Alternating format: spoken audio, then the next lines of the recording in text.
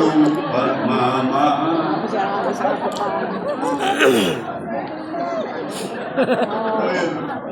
Hindi, Nay, ba't naman gano'n? Masyado naman nilang, alam mo, ang daming problema ng mga syudad. Hindi lang Maynila, siguro buong mundo.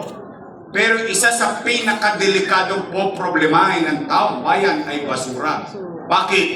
Ang basura ay may dulot na sakit. At ang sakit na manggagaling dyan, walang pipiliing edad. Walang pipiliing katayuan, mayaman, middle class o mahirap. Lahat posibleng magkasakit dahil sa basura. Basura lang yan. It's authority.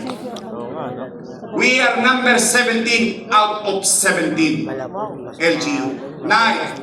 Nung ginawa nyo ang mayor, we are number 16. Before I left, we became number 3 in economic growth. Partida, pandemya pa yun. Lumago tayo. Ngayon, wawaglit ako na wala.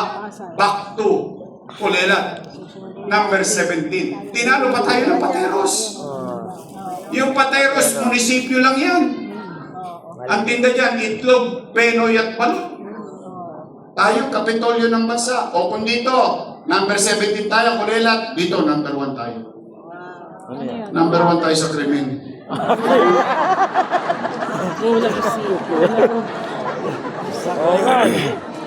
Not Philippines, but Manila.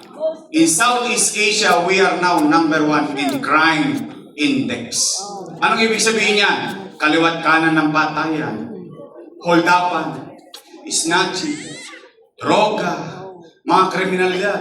Nakita nyo, Arten, tanghaling tapat, nagbubukas ng kotse. Wala nang takot yung mga tologis. Nagbalikan na naman sila.